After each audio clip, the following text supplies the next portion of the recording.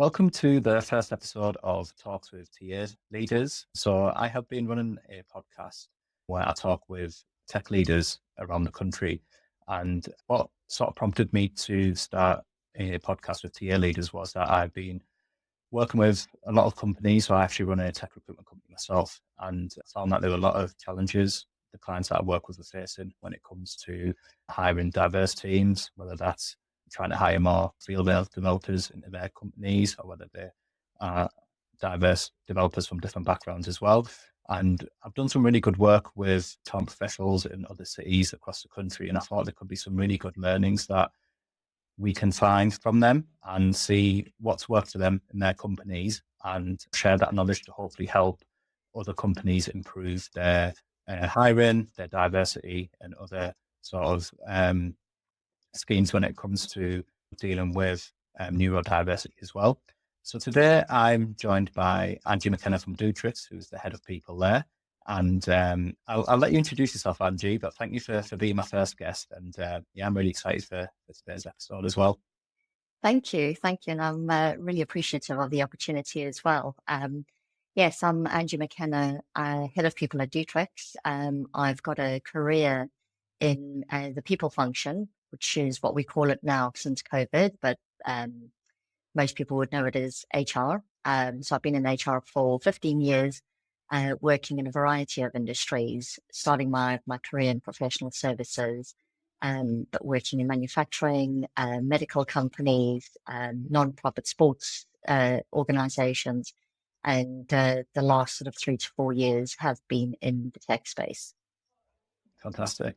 And not only have you been on a bit of a journey in the different industries you worked in, but you've been on a bit of journey across the globe as well. So Yes. you're born in South Africa, is that correct? And you moved over to the UK.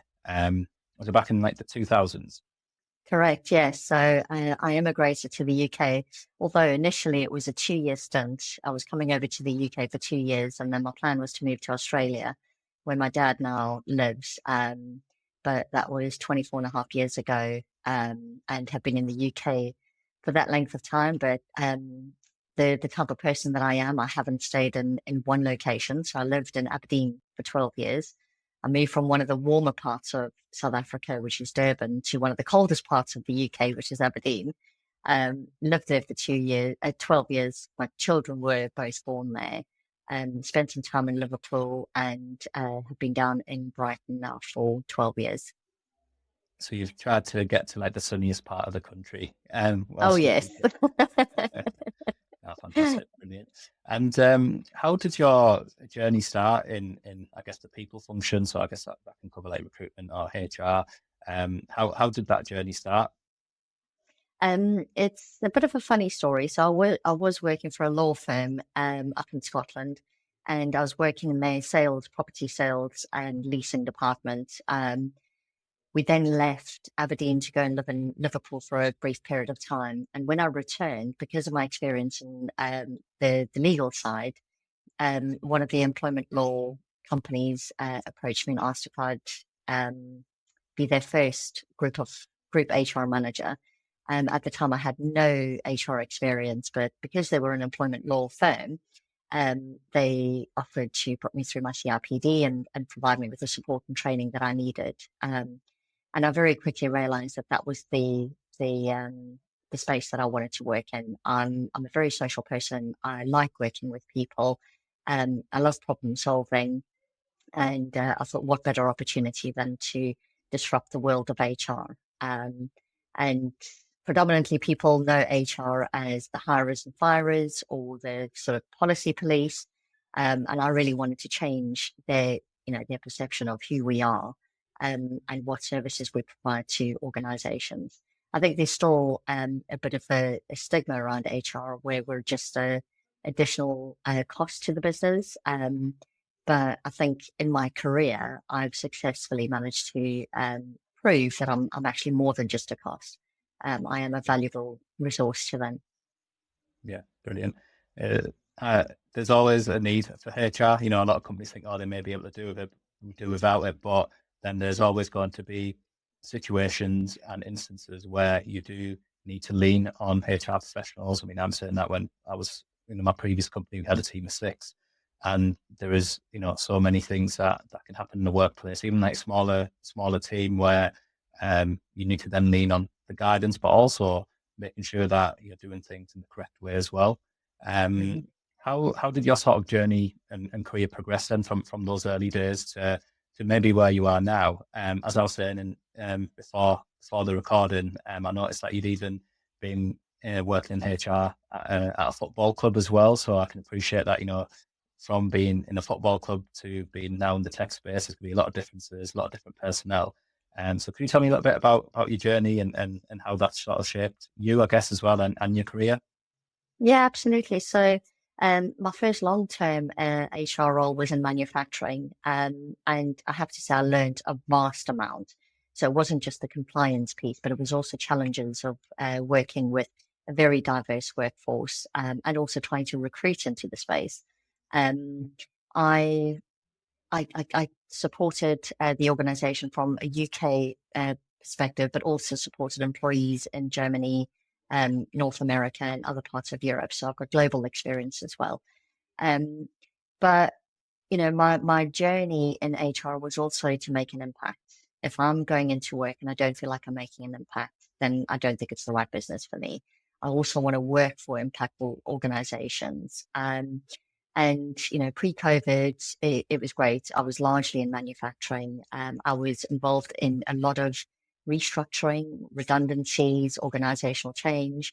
And I realized that actually I wanted to do something different while still maintaining a generalist role, which is everything from talent attraction right through to the end of an employee life cycle.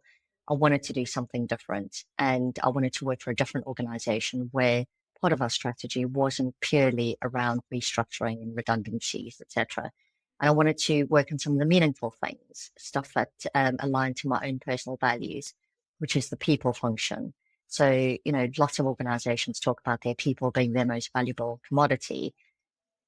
But in reality, when you come into those organizations, that's not the case. Revenue is king.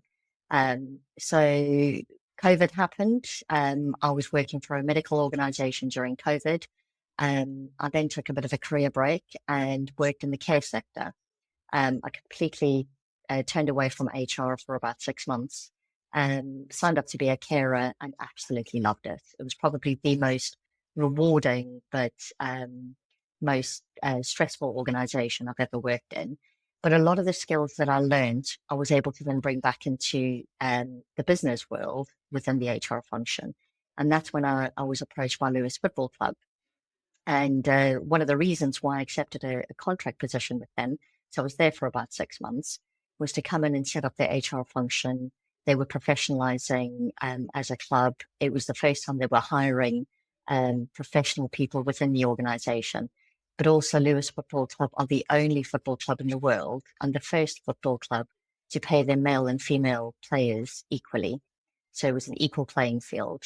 Their marketing budgets, the field that they played on was all equal. So just because we had a female team didn't necessarily mean that they weren't as important as our male footballers. So, massively impactful organization. They're a non-profit. They fan owned. So that's last time I checked, they had 3,200 fan owners, which means it's a real community football organization. So, for me, that was great. And at that point, I realized I only want to work for organizations where, they mean what they say. They do put their people first. They're interested in making a positive impact. They're interested in diversity and inclusion and equity. And a lot of that stems from the beginning of the life cycle, which is the talent acquisition.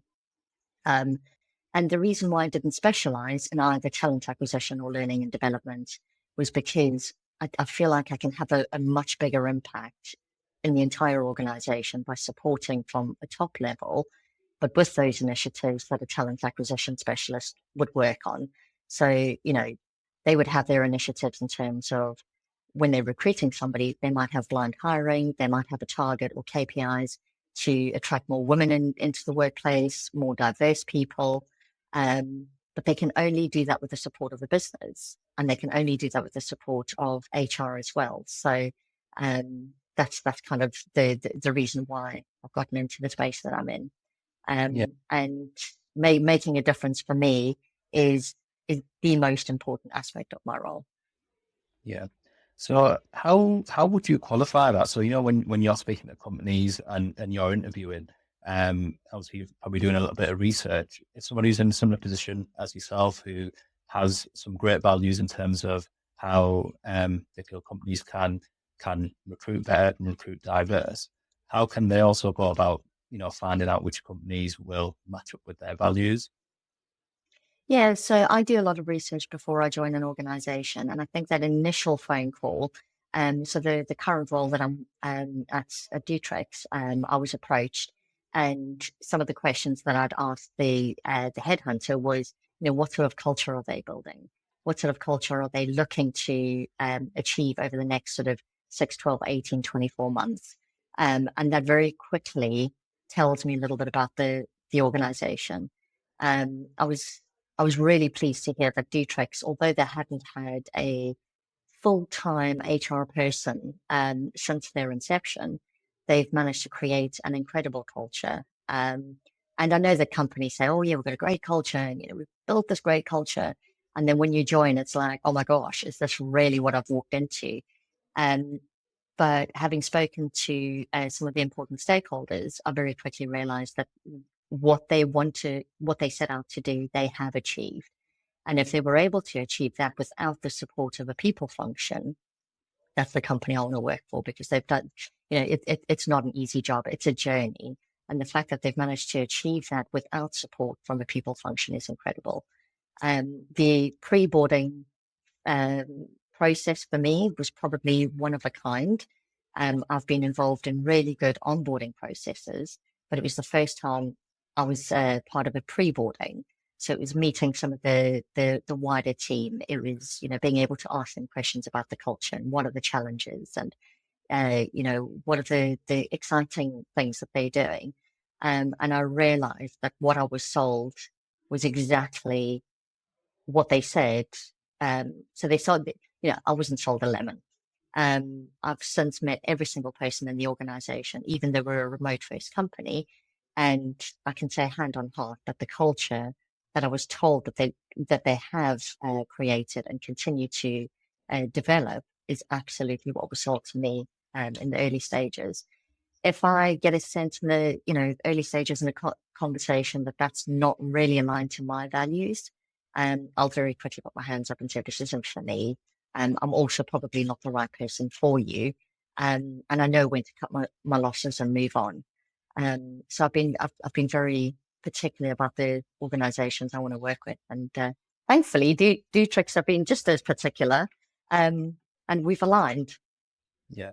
Oh, that sounds fantastic. I've worked with a company in particular who had a really good pre-boarding process as well. I think it was around COVID time as well, but they just made sure that anybody who was joining was part of any sort of socials they were doing, even if they're doing like weekly like Zoom like parties, they would get them involved pre them joining, or even if they had like a Christmas party or summer party, they would invite them along. And I think that was really important because they got to meet some of the people that they're going to be working with. So they already had some sort of initial relationships built, but also really took the care. On the flip side, I work with some companies where they don't even communicate with the candidate until they're about to join. It might be like the day Yeah. before, and then I'm chasing them saying, have you been in touch with the candidate regarding the laptop, the credentials? They're like, obviously you get a big difference, but I certainly feel like the pre-boarding just really helps in, I guess, eliminating risk as well on the recruitment side, where the Correct. more good communication there is, the more likely then you are to keep somebody interested in joining your company as well. Absolutely. And I have heard through some of my colleagues, and they're not my colleagues at Dootrix, but my HR colleagues across the UK, that since COVID, there's also been a lot of people who say yes, they're joining, they sign their contract, and then on the day that they're due to join, they don't pitch up.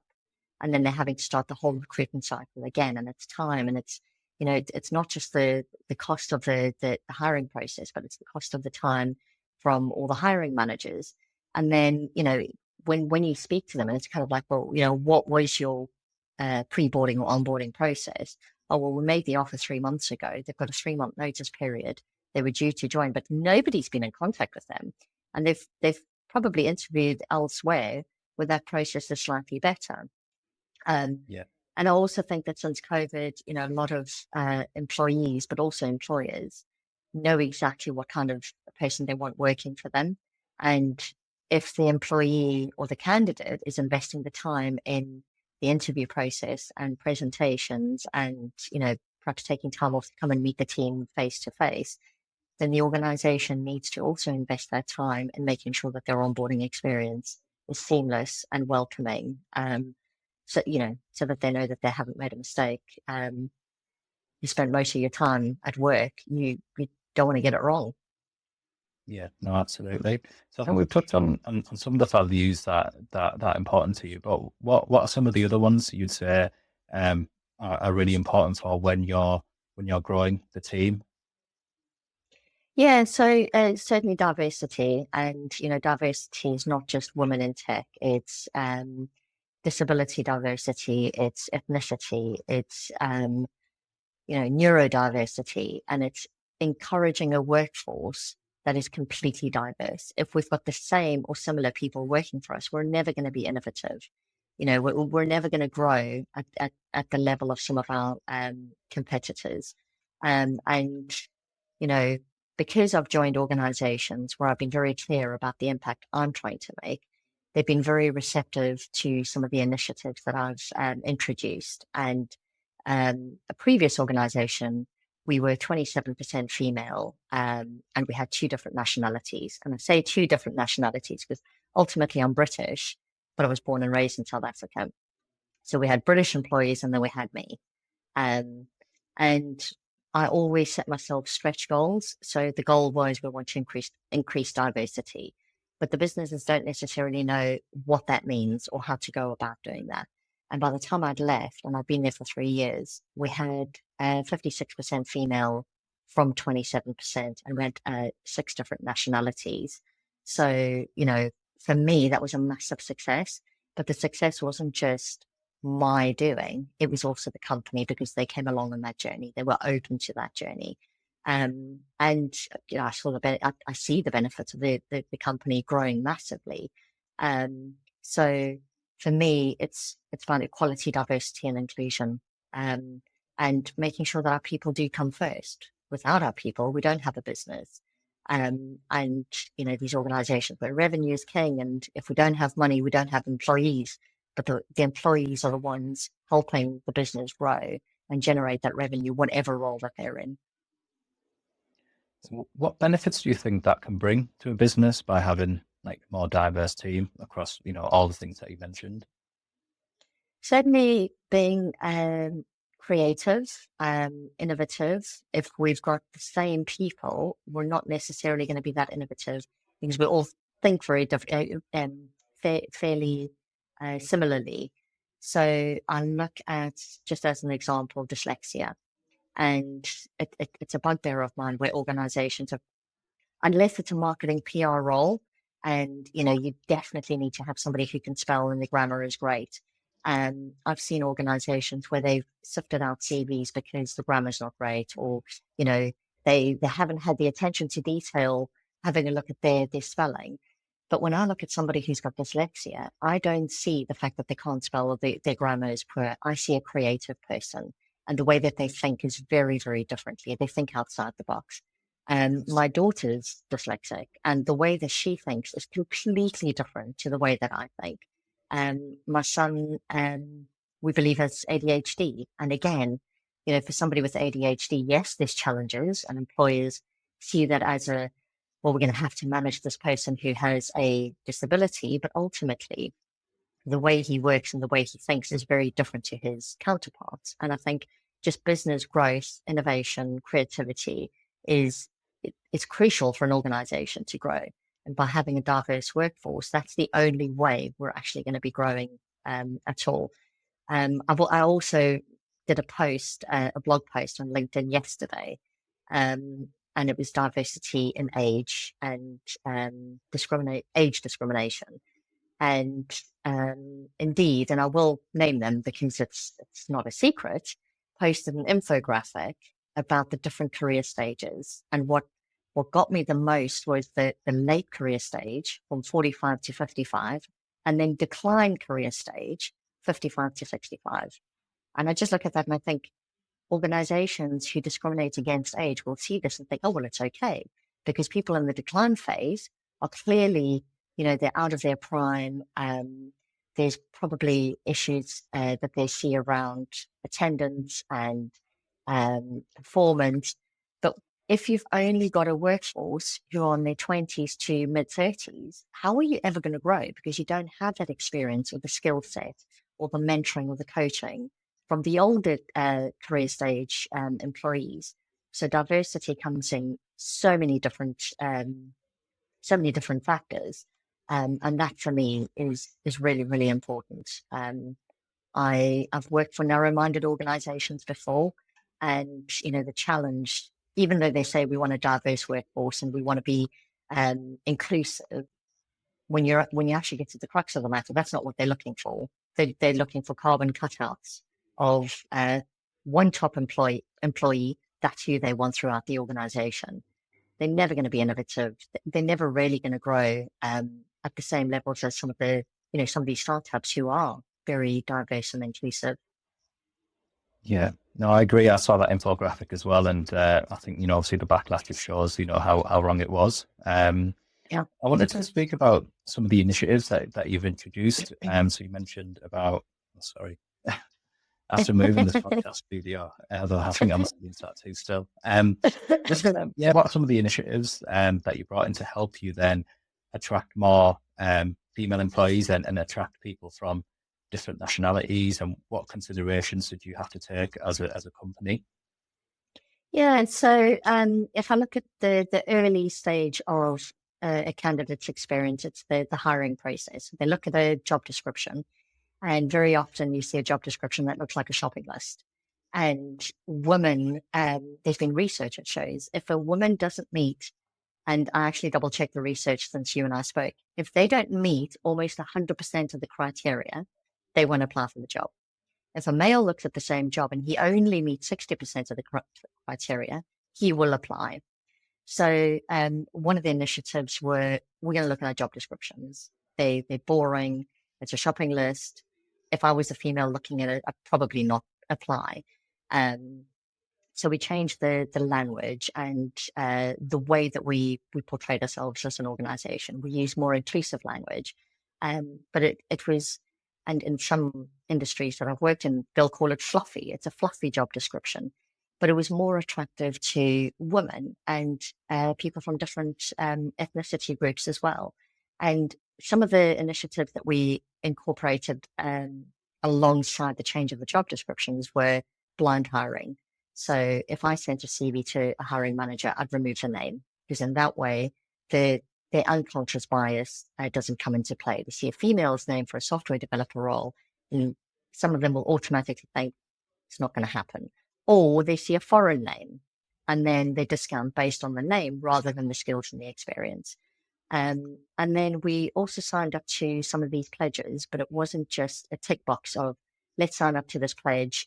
We've ticked the box, let's move on. Menopause in the workplace.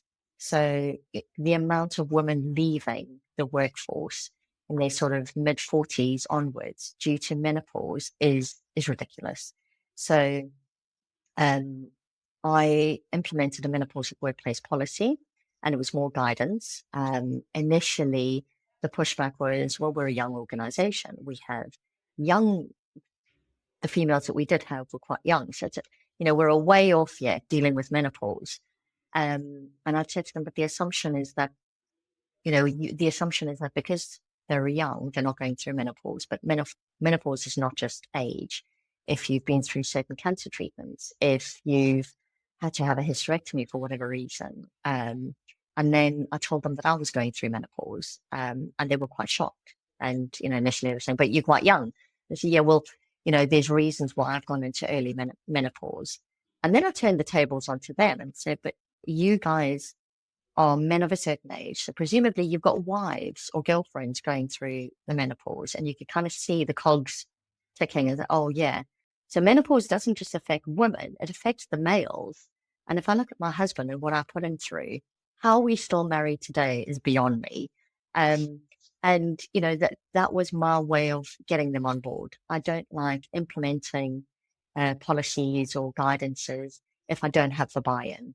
Um, the buy-in was massive. It was great. We'd implemented the pregnancy loss pledge, and it tied in really nicely because legislation had changed for losing a baby and what the time off and parental bereavement leave was. We were now providing bereavement leave. So it was, if we're going to be providing this policy based on the new legislation, why don't we understand what this means? And how many people go through pregnancy loss, whether it's early stage or late stage. The mental health charter, we signed up to the mental health charter so that we could openly talk about mental health. If we had employees who were off sick, why are they off sick? We've got performance issues. Could it be tied to a protected characteristic, a disability, or mental health challenges? And it's just having those conversations and creating a human aspect. And then what we did was our marketing team supported my initiative by actually talking about it on LinkedIn and in our job adverts, and when we went to networking events. And if a potential client asked us, well, why should we work with you? We were able to evidence what we've done, but that we actually live those values every single day. I think it's great because when people see that and they apply to these jobs and they're part of the workforce, I feel like you just get so much more buy-in as well and so much more commitment when they know that the company they're working for also provides all these features and all this help. They may need it at that time, they may need it in the future. But I have seen a lot more sort of, conscious conversations in the market when I'm speaking to candidates. I've seen the female developers, they do ask me, what is their maternity policy like? Mm-hmm. I've actually spoken with male developers who ask, what's the paternity policy like? And if it's not, if it's just basic, a lot of the time they are speaking with companies that will provide better policies as well. Yeah. There's a lot of things when it comes to benefits, but I certainly think that commitment wise, with all that you mentioned, I think anyone would be really happy that you've taken so many considerations. And I know you mentioned earlier about you only want to go somewhere when you get buy-in, and it seems like you had some really good conversations with the business owners. Where I think sometimes it can take a little while, and I think until you make somebody realize or they understand from like a personal experience, actually, yeah, I've actually experienced that myself. That's when it hits home. So when you were speaking Yeah. about it, I think like the cogs in my brain were going thinking, yeah, you know what? As you were speaking to me, I think that's when the penny might drop as well. So I want to talk a little bit about you mentioned about making the names private on CVs. Yeah. Did that bring like a positive in terms of, did you notice then more female developers or more candidates that may have obviously like a foreign name? Were they coming through the process more, or was there any sort of evidence or data that was gathered from that exercise? Yeah, so in the previous role, that was the evidence was quite clear. So initially, the recruitment process would be through the line manager. They were quite pleased that I was coming over to actually take control of the recruitment process because hiring is not their skill. Well, not all of them. And when the CV started coming through to me, and I was sharing CVs, I saw that a lot more women were shortlisted, and also people from different nationalities were being shortlisted for roles than when I first joined. And when I first joined, specifically if it was technical roles, I would see the same kind of shortlisted candidates, and they'd all be male. When I started removing those names, um, I started seeing more CVs going through and being shortlisted who were female, um, who came from different nationalities, obviously ensuring they have the right to work in the UK. And when we started hiring more females into the business, that's when that's when the business started shifting, and they were saying, well, actually, in these roles, we need to promote more females coming in. We need more female developers. We want female developers, because they could see the benefit that the business was getting from having a more diverse workforce. I'm also, sometimes to my own detriment, I read every CV. So if there's a cover letter and a CV, I read every CV. If I'm not entirely sure why somebody's applied, I'll schedule a 15, 20-minute call with them to try and understand, because not everybody can articulate really well in a CV based on their experiences, and then it gets lost in translation. So having those conversations, I think, is really, really critical. And certain cultures give certain CVs. So I've seen in various cultures, certainly in South Africa, you get a CV and it's got your photo, and it's got your date of birth, and it's got all your personal details. And I immediately go back to those people and say, can you resubmit your CV? But can you remove all your personal details? We don't need to see your photo. We don't need your date of birth. And I'll highlight to them, because I've had a few of them come back to me and say, but why? In our country, this is acceptable. So, well, here you're potentially subjected to bias and discrimination. And I've actually had candidates contact me later on when they've got jobs elsewhere, thanking me for giving them that advice. And especially older candidates who are potentially in that late career stage or decline stage, and you see the date of birth, they don't even look at the CV. They don't look at the experience and the skills that they could bring to the organization. So, it's also being proactive with candidates who may not be successful with us, but giving them tips on how to be successful potentially at other organizations. Yeah, no, I absolutely agree. I think it's a difficult one, because I think there's always bias and unconscious bias in everything. So I think if we can do all we can to mitigate that, so by removing the date of birth picture and everything and just presenting the CV as it is, that hopefully will result in more fairer assessment as well. I think even just CVs in general are quite difficult. So you mentioned earlier about, some people may not be able to put down on their CV or articulate, what they do, how well they do. I think just creating a CV and thinking about, all the best things you've done and putting them on a piece of paper is so quite difficult. I mean, and I haven't got a CV at the moment, but I'm looking at, when I was applying for jobs and, how much time and how much stress it would cause me, because you want this piece of paper to be like the most perfect, but then sometimes you're missing like critical things off there. So I think it's always good to get feedback from recruiters when applying for jobs, and always asking, my CV wasn't successful. Can you give me some feedback as to why? And obviously getting feedback from interviews as well. Absolutely. And the other thing as well is education. So I very often see, and yes, sometimes it's needed. You have to have a degree in. I mean, if you're going for a doctor's position, you're going to need to have gone to university to study to be a doctor.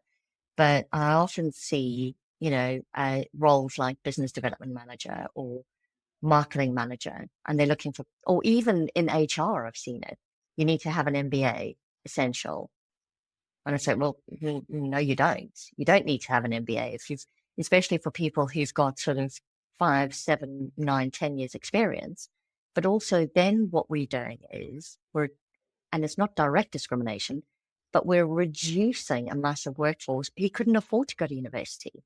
We don't know what their personal circumstances were and whether they could afford to go to college or university. So immediately there's a great candidate.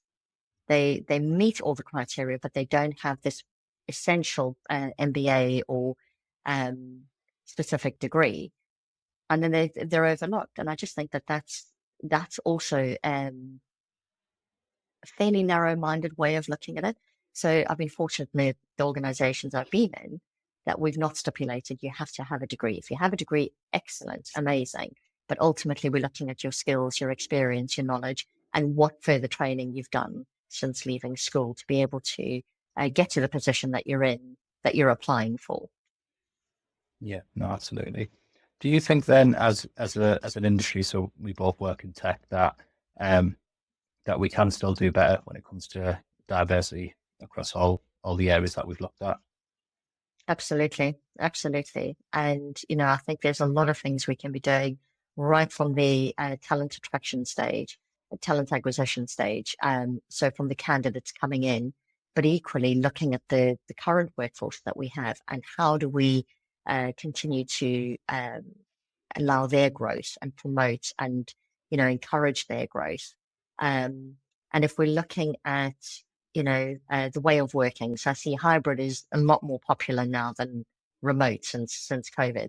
But I'm seeing a lot of organizations are mandating that everybody comes back to the office 5 days a week. And, some industries, you can't help that. But for the most part, again, they're going to be missing out on really good talent. Maternity leave returners. So women coming back after taking, 9, 12 months off on maternity leave, looking for more flexible working. Disabilities. Not every disability will be able to go into the office 5 days a week. So once again, what we're looking at is there's going to be a divide, and there's going to be a divide in diversity. But that's where organizations like Dootrix are going to benefit, because we are a remote first organization. However, we do have 2 offices, one in the south and one in the north. And some of our employees choose to go in 5 days a week, but that's because that's what they need in order to be successful and enjoy their job. We also provide membership to co-working spaces. So I'm 100% remote, but I could go into Brighton tomorrow and work in one of the co-working spaces and be around people and socialize. And I think, although remote working is very attractive and a lot of people, I want to work remotely, there is another side to it. There is isolation. There is, lack of socialization within teams and collaboration. And that's why we're trying to be as flexible as possible. And these organizations mandating 5 days a week in the office, I think companies like ours are definitely going to benefit from their diverse talent pool who are going to want to come and work for us. Yeah, no, absolutely. Have you seen sort of any like common mistakes or pitfalls that companies can make when it comes to diversity? Yeah, so I think apart from outwardly discriminating, I think if they're not aware of the unconscious bias and how they're running their businesses or developing and building their teams, that could be quite a big factor. We provided unconscious bias training to our teams, and it was quite interesting, because even though a lot of especially our senior managers, know what unconscious bias is, when we went through some of the examples, even they were surprised. And a lot of them even admitted and said, 100%, that's me. And I didn't realize that this is my unconscious bias coming into play. So I do think, the if we're looking at somebody who applies for a job and they ask in an interview, would you be open to part-time working or compressed hours? And immediately the organization say, no, this is full-time and it's on-site. So and then they reject the candidate for whatever, they give them a reason. And I think that's where we start making mistakes in terms of our diversity and inclusivity, is we're pigeonholing people into a job that we think can be done in a certain way, when in fact, we could do it in any way. Obviously, there's certain roles that you can't have a surgeon working from home, for example. But I think, yeah, we need to be looking holistically at the role, and can this role be done part-time? Could it be done as a job share? Could it be done as compressed hours? Could it be done 5 days a week from home, or hybrid working? And I think we need to be asking ourselves those questions before mandating what it is that we think we need. Yeah, absolutely. Because with part-time hours, I think it's often a assumption that it might just be for a female who, traditionally may have children. So then they're doing that, but there can be so many reasons why. So somebody could be a carer, so it could be male and females. Yep. It could be parents where mean, I do a lot of the nursery drop-offs for my little one, and luckily I've got a lot of flexibility because I run my own business, so I can be a bit more flexible. But I know that there'll be other men out there who um, Yeah. may find that a challenge because their partners are they're working longer hours. Like my wife's a primary school teacher, so her day starts earlier than mine and my Yeah. little ones. So naturally, I have to be a bit more flexible to help her out. But you know, you may care for someone, so that means you can't work 40 hours a week. You're obviously a parent, and we know when school finishes at 3:15, it's like Yeah. almost in the middle of the working day, and you have to make sure you've got, cover or after school club, or you've got to make yourself available to do that. So I think by having that, you're just going to make yourself more attractive to a bigger audience, so people in Yeah. care, people who, even with disabilities, like you mentioned, they may um, be only able to make it to the office certain days. So why not cater for that? And again, as I think I mentioned earlier, you're just going to get so much more buy-in from people and so much more commitment, Yeah. knowing that this organisation is willing to invest in those areas. Absolutely. So that's my take on it, anyway. You're right though, because there is still this assumption out there that the females are the primary carers of children. And that's not the case anymore. Men absolutely want to drop their children off on day one. They want to pick their children up, even if it's one day a week. They want to be able to go and watch their football games or, take part in their extracurricular activities. But you're right, it is also people with certain disabilities. If somebody who's autistic and somebody who's ADHD, they're not going to work in the same way in an office. And there has to be some kind of reasonable adjustments that we're looking at from the recruiting stage is this is the role we're looking for. What happens if we get somebody who wants to do the role part-time? Can we do that? And it's having those conversations before you even post the job. Because if you've had those conversations and you can't support somebody who wants part-time or wants to work 5 mornings a week or whatever, when you have the interviews, at that point, you can say, well, these are the reasons why we can't support, whatever working you're looking for. But we've had a meaningful conversation rather than there's a job, it's full-time. Somebody says, can I do it part-time? And we're scrambling going, oh my God, can we? Oh my God, no, we need somebody in the office full-time and they have to be on site. And, we get wrapped up in our own perception of what this role should be. When actually, if we're thinking about it before we even advertise the job, we're halfway there. And also with the legislation changes, we're going to see so much more come into place now with the Labour government. But flexible working request, it's now a day one right that you can request. I mean, it's not guaranteed. Businesses can still say no, but you no longer need the 26-week service to be able to put in a flexible working request. So why avoid all of that by having those conversations in the early stages? And that way you're also engaging and collaborating with your potential new hire.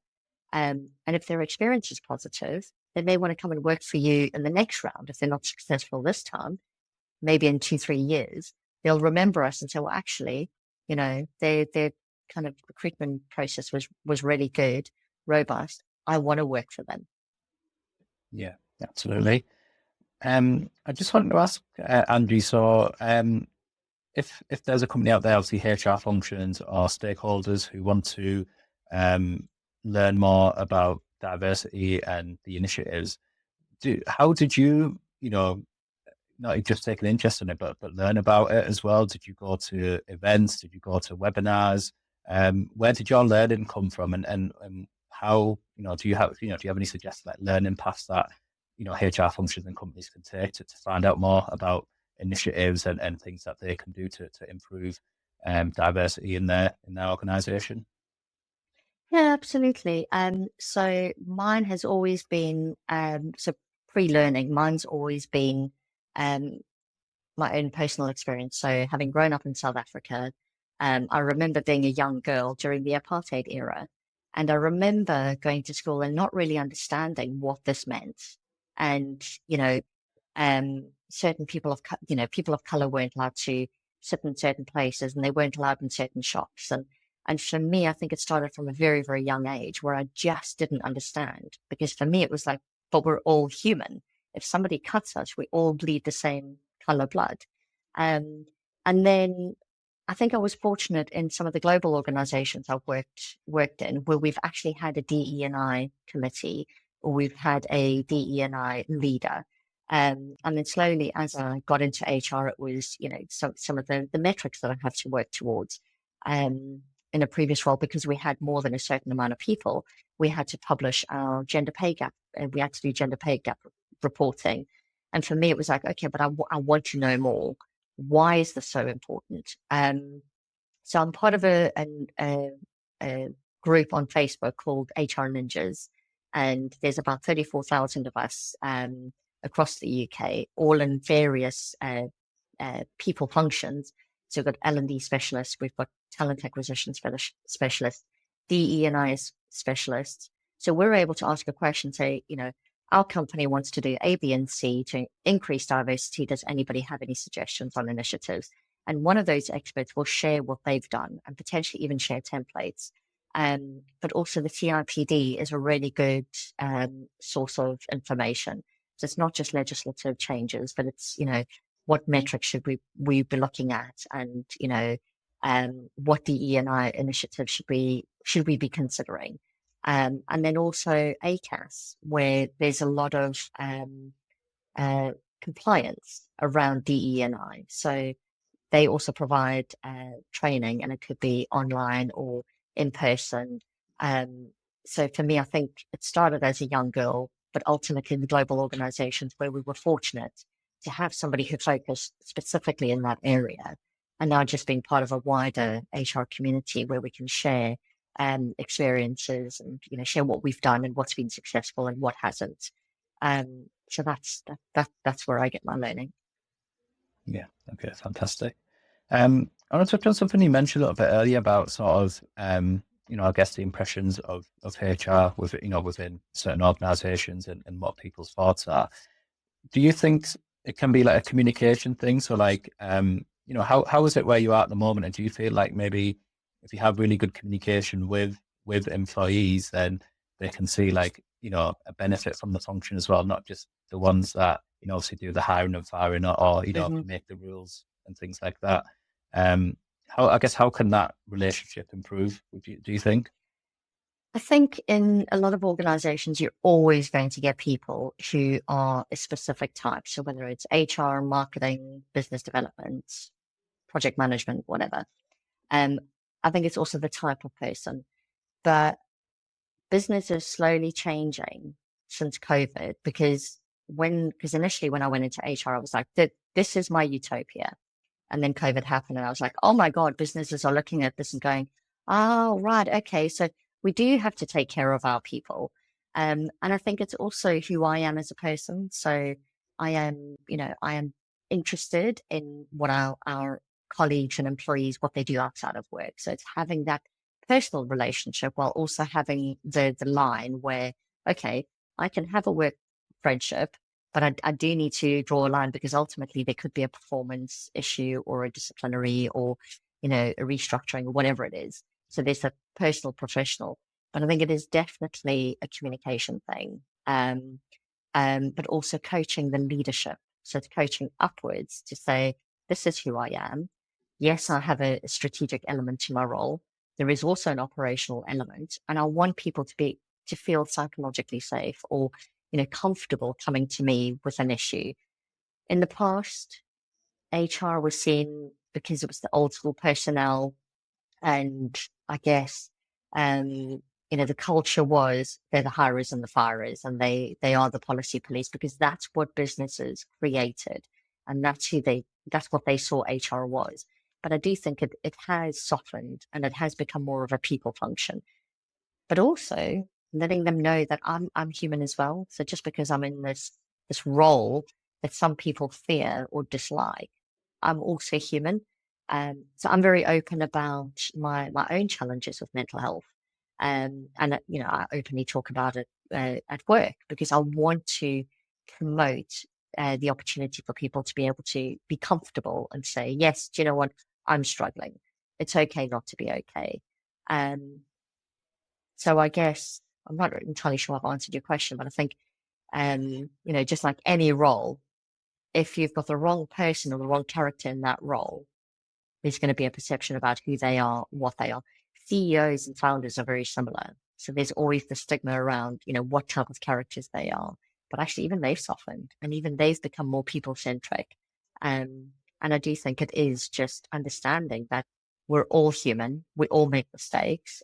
As long as we try and work together, aligning on the business goals and our own professional goals, there's no need for HR to be seen as, my husband put it about 15 years ago, Satan's foot soldier. And that's how HR professionals were seen back in the day. And I think some organizations, and I see it online, HR are not there for the people, they're there for the company only. And it's changing the perception of those employees. But generally, those employees' view is because they've had a run-in with HR because of a disciplinary or a performance issue. So immediate, or managers using us as scapegoats and saying, "Oh, HR said, oh, HR have made you redundant," and it's a case of it's actually not. We're carrying out a business decision, but what we do is, and I explain what my role is.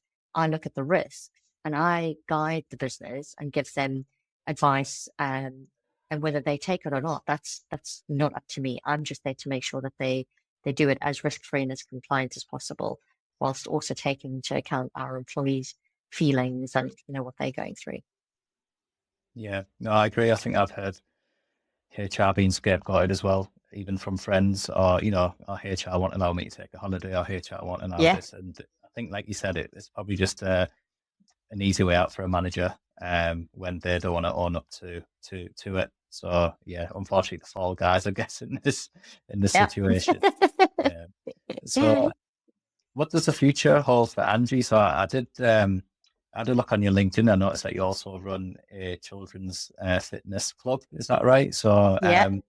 how did that start? If you don't mind me asking. And obviously that we're going away from Yeah, no. I thought it was quite interesting. And I've got a 4-year-old myself, so we do the odd thing, like you go swimming every week, but I think probably more for me. I think I wouldn't mind getting a bit fitter, and I just want to get an understanding of what prompted you to do that, and how that's going as well.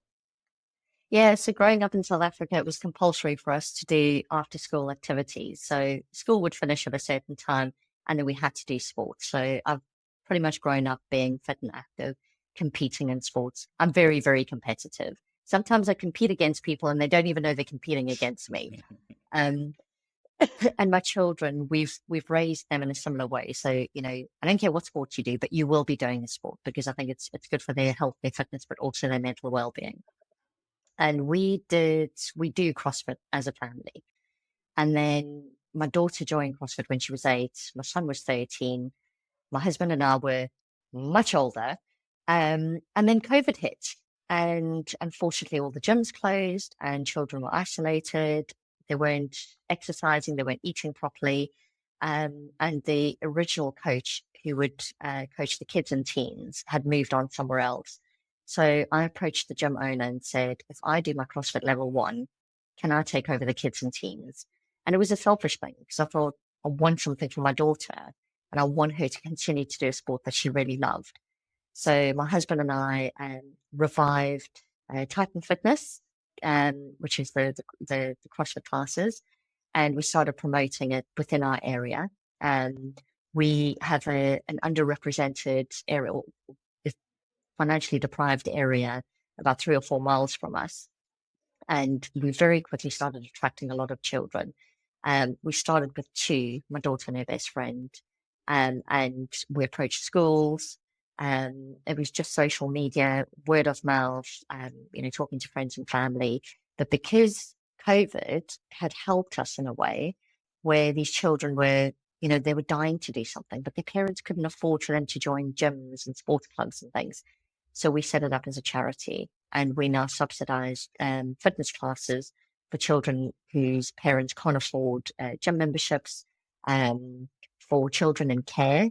So, we've started seeing there's a lot of children in care, and the foster carers don't have the financial means to send all their foster children to a sporting club. So we provide fitness classes, and we currently have on average between 20 and 25 children per class. And again, my passion for diversity, we're almost 50-50 split, girls and boys, and also different ethnicities. So that's what's next for me. One day when I retire from HR, that's what I want to do 100% of the time, is just coach kids and teens fitness. And the age groups that we currently coach are age 5 to 19. Oh, amazing. And honestly, that is like so nice to hear. And it's great that you've got like a passion out of work as well, and it kind of does link with work in a Yep. weird way. There's some similarities there. So yeah, it's a great great initiative, and obviously well done to you and your husband for doing that as well. I think it's amazing, and yeah, Thank you. hopefully it continues to grow and do well. How Thank can you. people reach out to you? I know you're obviously on LinkedIn, so I've messaged you on LinkedIn, Yeah. but is that the best way if anybody wanted to reach out following this or Yeah, ask any absolutely. questions?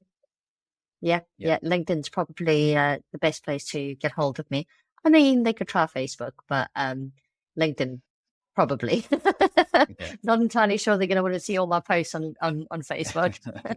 Yeah, It's brilliant. Yeah, purely and about the kids and teens fitness, so it's quite boring. yeah, no, I'm sure it's not. But yeah, lovely. Angie, it's been great having you as my first guest, and yeah, and I'm sure that there's plenty of learnings that people can get from this, and yeah, obviously wish you all the best in your work endeavors, but also the charity endeavors as well.